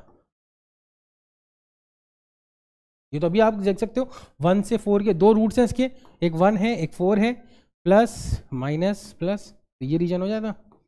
यानी आंसर क्या आता, आप बोलते सर इसका आंसर आता -इन्फिनिटी से 1 यूनियन 4 टू इन्फिनिटी, यह आंसर हो जाता। तो आपने बोला कि सर ये quadratic expression with positive leading coefficient between the roots negative है, आउटसाइड द रूट पॉजिटिव है। बहुत इंपॉर्टेंट बात बोली है, और यही चीज एज ए कंसेप्ट अगर आप याद रखोगे तो बहुत इजी हो जाएगा। ये है वो कंसेप्ट। फॉर टू फैक्टर्स का मतलब quadratic, the product is positive outside the interval form by the roots, है ना। यानी अगर आपके पास x - alpha into x - beta less than 0 है, तो बिटवीन द रूट्स यानी within the roots, inside root ये नेगेटिव होगा, यानी अल्फा कॉमा बीटा के बीच में ये एक्सप्रेशन नेगेटिव होगा, और आउटसाइड द रूट पॉजिटिव होगा। साइन स्कीम से ही पता चल रहा है, तो साइन स्कीम बनाओ, alpha comma beta, leading coefficient अगर पॉजिटिव है तो अल्टरनेट साइन स्कीम वैल्यू करेगी, क्योंकि क्वाड्रेटिक एक्सप्रेशन है। तो आप देख रहे हो कि outside the root positive sign आ रहा है, within the roots negative आ रहा है। ये क्यों बताया मैंने, सर ये क्वेश्चन को सेकेंड्स में सॉल्व कर देता है। अगर क्वाड्रेटिक इनइक्वालिटी है तो सर कैसे करेगा, बहुत इजीली सॉल्व करेगा। सर देखो ग्रेटर देन 0, रूट्स कितने हैं, लीडिंग कोफिशिएंट पॉजिटिव है, सब पता है। तो लीडिंग कोफिशिएंट अगर पॉजिटिव है तो उसके रूट्स क्या है, 2 और 4। आउटसाइड द रूट ये क्या होगी, पॉजिटिव होगी। तो -इन्फिनिटी से 2 ये आउटसाइड रीजन हो गया, यूनियन 4 टू इन्फिनिटी ये आउटसाइड हो गया। ये आंसर हो गया, x बिलोंग्स टू, सिंपल। ये भी क्वाड्रेटिक इनइक्वालिटी है सर, इसके फैक्टराइज कर लेते हैं अगर हो रही है तो, बिल्कुल हो रही सर। x अगर आप देखोगे तो ये वैल्यू आ रही है x + 5 इंटू x - 3। फैक्टराइज करना कहाँ सीखेंगे, फैक्टराइज करना कहाँ सीखेंगे, 8, 9 की पॉलिनोमियल पे। फिर भी डाउट है तो पूछो, कमेंट करो, वीडियो बनाएंगे पॉलिनोमियल के अंदर फैक्टराइजेशन को भी लेके आएंगे, splitting the middle term, factor theorem, remainder theorem, वो चीज़ हम पहले सीख के आ रहे हैं, तो इसलिए हम उस पर टाइम नहीं दे रहे। ये फैक्टर किया सर, इसके लेस देन 0 चाहिए, less than 0 within the roots, inside the root negative, inside it, तो बिटवीन द रूट्स यानी विद इन द रूट -5 से 3। इक्वालिटी होल्ड नहीं करानी है क्योंकि सिर्फ इनइक्वालिटी ट्रू करनी है। ये आंसर हो गया, कोई साइन स्कीम की जरूरत नहीं, कुछ मल्टीप्लाई डिवाइड चेक करने की जरूरत नहीं। इनसाइड RHS को 0 किया, क्वाड्रेटिक एक्सप्रेशन को सिंप्लीफाई किया। अब कुछ क्वेश्चंस बहुत जल्दी और बहुत क्विकली लेंगे और आंसर करने की कोशिश करेंगे। 2x² + x - 1, सर रूट्स को प्लॉट कर लो, क्वाड्रेटिक है, क्वाड्रेटिक यानी फैक्टराइज, क्वाड्रेटिक फैक्टराइज है। 2x² + 2x - x, ये फैक्टराइज करके मैं दिखा देता हूँ। यहाँ पे इक्वालिटी भी होल्ड करानी है, ध्यान रखना। ये फैक्टराइज हो जाएगी 2x - 1 into x + 1 is greater than और इक्वल्स टू 0, तो क्वाड्रेटिक बन गया। लीडिंग कोफिशिएंट पॉजिटिव है, ध्यान रखना। आउटसाइड द रूट क्या होगी, पॉजिटिव। लेकिन मैं 2 मिनट के लिए इसको वेवी का मेथड से सॉल्व करके दिखाता हूँ। साइन स्कीम को प्लॉट करेंगे तो एक आएगा -1 और एक आएगा +1/2, ओके। और एक्सट्रीम राइट को प्लस, हर ऑल्टरनेट रूट्स के बाद साइन को चेंज करना है, कोई इवन पावर नहीं है। आउटसाइड द रूट पॉजिटिव होगी, माइनस इन्फिनिटी से -1, -1 इंक्लूडेड होगा क्योंकि इक्वालिटी यहाँ पे होल्ड कर रही है, और यूनियन 1/2 से इन्फिनिटी क्योंकि इक्वालिटी होल्ड कर रही है। तो आंसर कौन सा होगा? Option number A. बिल्कुल सिंपल है, चीज़ें एक्सट्रीमली ईजी हैं। अगर आपको कुछ और एग्जाम्पल्स देखते हैं, द क्रिटिकल, ये रैशनल इनइक्वालिटी आ गई, कंसेप्ट सब जगह सेम होगा, कंसेप्ट में कहीं भी डिफिकल्टी नहीं आने वाली है आपको, कंसेप्ट सब जगह सेम होगा और बहुत इजीली कंसेप्ट को आपको अप्लाई करना आना चाहिए। ठीक है, let's start with this question. Critical point या रूट्स कितने हैं, कहाँ पे एक्सप्रेशन 0 हो रहा है? सर एक तो -2 पे हो रहा है, एक 5 पे। ठीक है सर, आगे सर ऑल्टरनेट, सबके लीडिंग कोएफिशिएंट पॉजिटिव है, बिल्कुल पॉजिटिव है सर। ये प्लस, ये माइनस, ये प्लस, प्लस, ये माइनस, प्लस। सर क्या चाहिए? सर पॉजिटिव चाहिए सर। ओके सर, पॉजिटिव तो ये रीजन है, एक तो ये रीजन है और एक ये रीजन है। तो आंसर कैसे लिखेंगे? x बिलोंग्स टू -इन्फिनिटी से -2 ओपन, क्योंकि इनइक्वालिटी ही लेनी है, इक्वालिटी होल्ड नहीं करानी है, क्वेश्चन में कहीं नहीं है। 5 to इन्फिनिटी। सेकंड क्वेश्चन पे अगर आप देखोगे ना, यहाँ पे 0 नहीं है भाई, यहाँ पे 2 है। तो क्या x -2 को क्रॉस कर दें क्या? या x -2 से दोनों तरफ मल्टीप्लाई कर दें क्या? सोच के बताओ मुझे, 2 मिनट 2 सेकंड लो और सोचो कि क्या इस एक्सप्रेशन में x -2 से दोनों तरफ मल्टीप्लाई कर सकते हैं क्या? हाँ तो क्यों, ना तो क्यों, बताना है।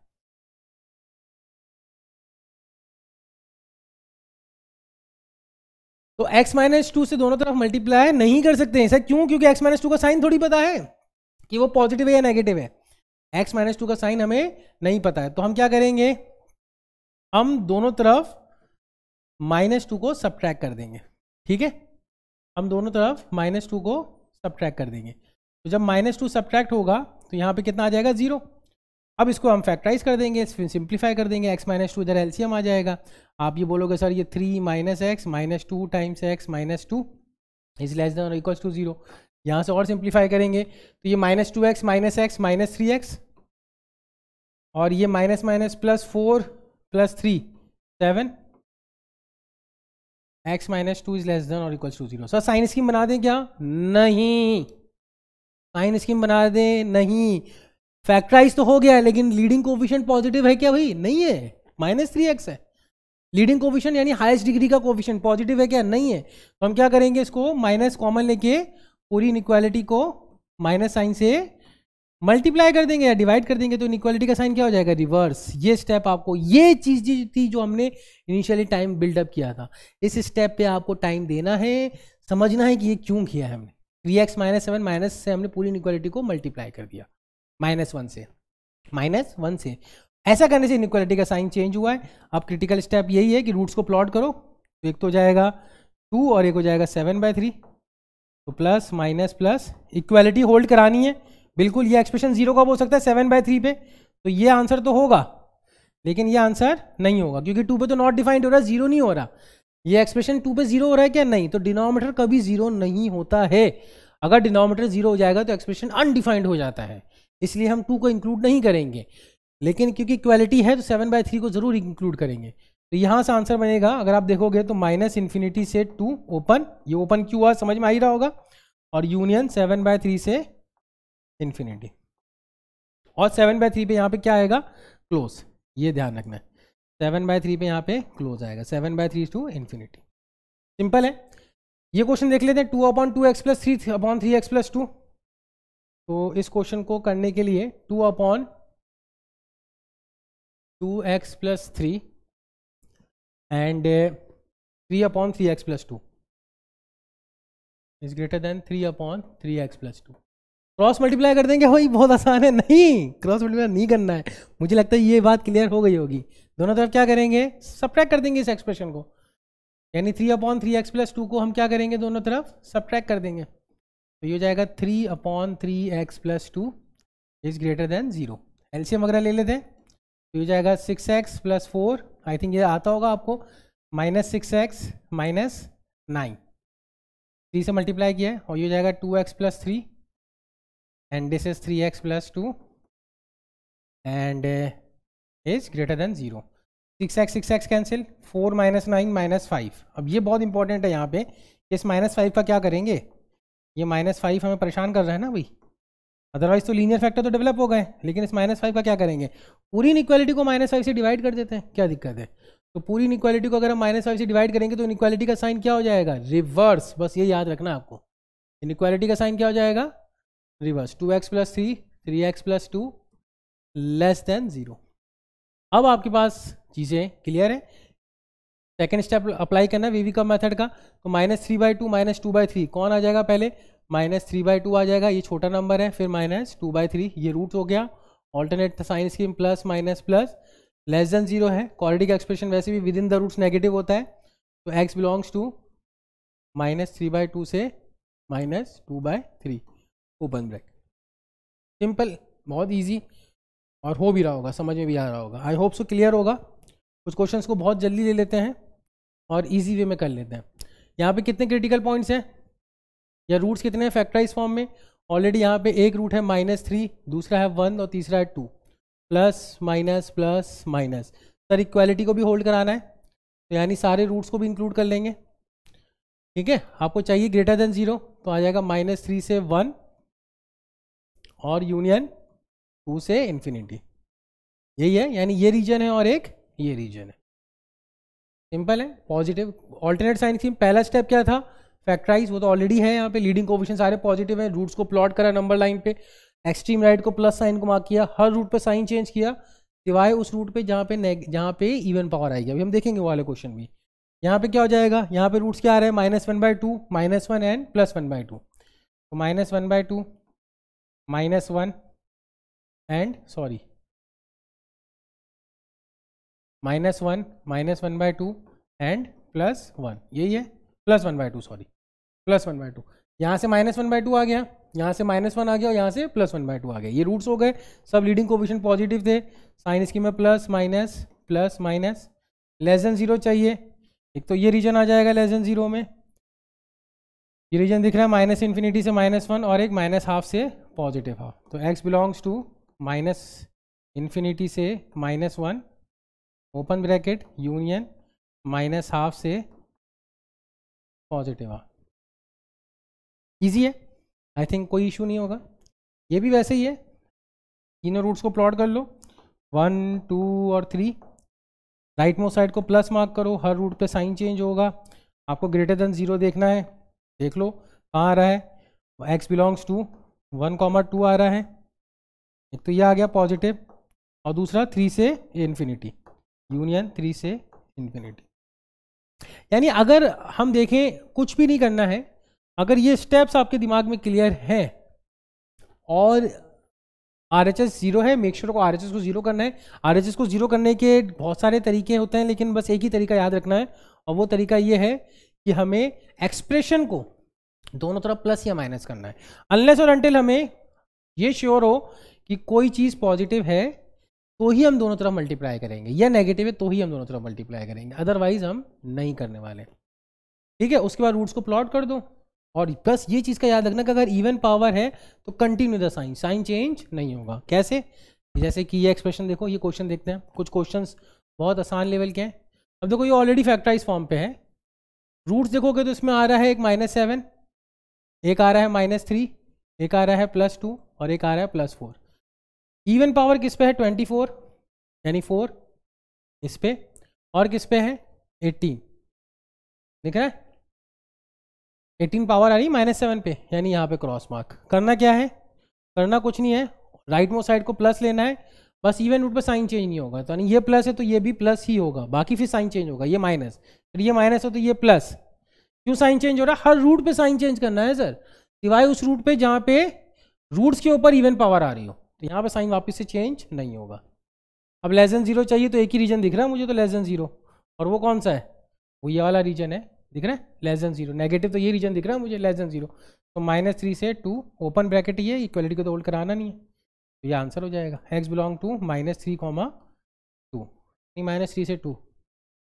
कहाँ हमने कितनी इजी इनइक्वालिटी को इतना बड़े मेथड से सॉल्व किया था, और कहाँ ये छोटा सा कंसेप्ट। अब आगे क्या होगा, लॉग या मॉड्यूलस या एक्सपोनेंट इनइक्वालिटी में, ट्रिग्नोमेट्रिक इनइक्वालिटी में एक बड़ा सा लॉग का क्वेश्चन दे रखा होगा, कन्वर्ट करके इधर ही लाना होगा, यही कन्वर्ट करके लेके आना होगा, और सिंपल चीज़ें लेके आनी होगी। बस प्रैक्टिस आपको चाहिए इनइक्वालिटी में, क्योंकि आगे जाके जितना तेज़ मैं कर पा रहा हूँ उससे ज़्यादा आपकी स्पीड होनी चाहिए, तभी मज़ा आएगा। और ये स्पीड कब डेवलप होती है, जब आप इस तरह से क्वेश्चंस को बूस्ट अप करते जाते हो, इसीलिए इसको हमने कहा है बूस्टर। ये आपके कॉन्फिडेंस को बूस्ट करेगा, मतलब hammer through the question to your mind. जितना ज़्यादा आपके क्वेश्चन बॉम्बार्ड होंगे माइंड में, उतनी ज़्यादा आपके ग्रोथ होगी। तो देखो ये 1 2 ये क्रिटिकल रूट्स को प्लॉट किया। सर एक ही इवन पावर है क्या? नहीं, दो है सर। -3 भी इवन पावर है और +1 भी इवन पावर है, यानी यहाँ पे साइन चेंज नहीं होगा। ठीक है सर, साइन चेंज नहीं होगा तो राइट मोस्ट साइड तो पॉजिटिव रखेंगे, प्लस माइनस, यहाँ साइन चेंज नहीं हुआ, यहाँ भी साइन चेंज नहीं हुआ। बस फिर हमें क्या चाहिए? ग्रेटर देन और इक्वल्स टू 0। यहाँ पे इक्वालिटी पे, यानी ये एक्सप्रेशन 0 कहाँ हो सकता है? तो -3 पे भी हो सकता है और एक 2 पे हो सकता है, 1 पे तो नॉट डिफाइंड हो जाएगा ना। तो आंसर क्या बनेगा? सर हमें ग्रेटर देन और इक्वल्स टू 0 चाहिए, तो इक्वालिटी कहाँ पे होल्ड कर रही है? यानी x बिलोंग्स टू -3 तो होगा सर, तो इसको हमने कर्ली ब्रैकेट में डाला क्योंकि डिस्क्रीट वैल्यू है। और क्या होगा सर? 1 नहीं होगा, 2 होगा, बिल्कुल होगा सर, 2 से इन्फिनिटी होगा। ग्रेटर देन और इक्वल्स टू 0 चाहिए, यह आंसर हो। ठीक है, बस एक लास्ट चीज थोड़ा समझना है कि कोई एक्सप्रेशन, यानी अगर आपके पास एक एक्सप्रेशन है ax² + bx + c, तो ये हम क्वाड्रेटिक इक्वेशन के अंदर पढ़ेंगे बाद में। लेट अस सपोज ये क्वाड्रेटिक एक्सप्रेशन है, तो इसका ये चीज़ याद रखनी कि अगर a पॉजिटिव हो एंड डिस्क्रिमिनेंट लेस देन 0 हो, तो वो क्वाड्रेटिक एक्सप्रेशन ऑलवेज एक पॉजिटिव नंबर होता है, कभी भी 0 नहीं होगा। ये तो आपको पता है कि इसके नो रियल रूट्स होंगे, a positive and d negative. और अगर a नेगेटिव हो एंड d भी नेगेटिव हो, तो वह एक्सप्रेशन ऑलवेज नेगेटिव होता है। यानी हमें फैक्टराइज करने की जरूरत नहीं है, हम दोनों तरफ उस क्वाड्रेटिक एक्सप्रेशन से मल्टीप्लाई कर सकते हैं, यानी परफेक्ट स्क्वायर। जैसे फॉर एग्जांपल x - 1 का होल स्क्वायर + 3, अब ये क्वाड्रेटिक एक्सप्रेशन है, ये भी पॉजिटिव है, ऑलवेज पॉजिटिव, और ये क्या है? ये भी पॉजिटिव है, तो ये एक्सप्रेशन कभी भी नेगेटिव नहीं होगा। यानी ये पूरा एक्सप्रेशन से आप इनइक्वालिटी को क्या कर सकते हो? या तो मल्टीप्लाई कर सकते हो या डिवाइड कर सकते हो, क्योंकि ये ऑलवेज पॉजिटिव है। ये इनइक्वालिटी के क्वाड्रेटिक के अंदर इसका a पॉजिटिव आएगा और d नेगेटिव आएगा। और वैसे भी चेक कर सकते हो, x - 1 को छोड़कर बाकी सब जगह पॉजिटिव है ये, है ना। बाकी x की कोई भी रखो क्योंकि परफेक्ट स्क्वायर है, और +3 तो एक पॉजिटिव नंबर ही है। तो जैसे कि इस टाइप के क्वेश्चन अगर आ जाए, फॉर एग्जाम्पल ये क्वेश्चन आप देख लेना, for example this one, x - 3 का whole square +1 upon x² - 2x - 3, क्या करेंगे? सर रूट्स को प्लॉट करेंगे, लेकिन ऊपर वाली तो फैक्टराइज ही नहीं होगी, उसका d नेगेटिव है। यही तो सिखाया अभी कि सर x - 3 का होल स्क्वायर +1 एक पॉजिटिव नंबर है जो हमेशा पॉजिटिव होगा, तो हम दोनों तरफ इस एक्सप्रेशन से क्या कर सकते हैं? डिवाइड करेंगे। ये क्रॉस मल्टीप्लाई नहीं होता। कुछ बच्चे बोलते हैं सर ये क्रॉस मल्टीप्लाई किया, नहीं बच्चा, ये क्रॉस मल्टीप्लाई नहीं किया है, हमने दोनों तरफ इस एक्सप्रेशन से डिवाइड किया है। क्यों डिवाइड किया? क्योंकि सर ये एक्सप्रेशन तो क्या है, कभी भी 0 नहीं है ना, तो हम ऐसा कर सकते हैं। तो ये फिर ये कैंसिल कर देगा, तो आपके पास क्या बचा? सीधा सीधा एक एक्सप्रेशन बचा, x² - 2x - 3। तो ये x² - 2x - 3 अगर आप चाहो तो फैक्टराइज फॉर्म में लिख सकते हो, x - 3 × x + 1, यानी ये एक्सप्रेशन रिड्यूस होके ये बन गया। अब ये क्रिटिकल, अब आपके पास वे भी का मेथड है, -1 and 3, -1 plus minus and plus, greater than और इक्वल्स टू सारी इक्वालिटी को होल्ड कराना। इक्वालिटी कभी भी होल्ड नहीं करेगी क्योंकि डिनोमिनेटर वाला एक्सप्रेशन है, न्यूमरेटर तो कभी 0 होगा ही नहीं, डिनोमिनेटर को 0 होने से अनडिफाइंड हो जाएगा। तो लेना क्या है? Greater than 0। तो आंसर क्या आ जाएगा? x बिलोंग्स टू, यहाँ पे देखोगे -∞ से -1 और union 3 to ∞। That's it. Hopefully समझ में आया होगा। बस थोड़ी देर और इस चैप्टर को हम बूस्ट अप कर देते हैं, ख़त्म कर देते हैं। एक लास्ट चीज़ है, इनइक्वालिटी को रेसिप्रोकल करने से क्या होता है। मान लो आपके पास है 5 इज़ ग्रेटर देन 2, तो आपने रेसिप्रोकल किया तो 1/5 1/2 आ गया। अब 1/5 जो होता है ना, 1/5 वो होता है 0.2, और 1/2 कितना होता है? होता है 0.5। तो 1/5 जो है ना वो 1/2 से छोटा है। इनइक्वालिटी रेसिप्रोकल करने से इनइक्वालिटी क्या हुई है? रिवर्स हुई है। ये चीज़ याद रखना। कभी भी आप इनइक्वालिटी को रिवर्स कर रहे हो, यानी टेकिंग रेसिप्रोकल, तो इनइक्वालिटी का साइन रिवर्स होता है अगर दोनों तरफ पॉजिटिव क्वांटिटी है, और अगर दोनों तरफ नेगेटिव क्वांटिटी है तो अब कुछ नहीं होगा, तब एज इट इज होगा। ये एग्जाम्पल समझ में आ रहा है?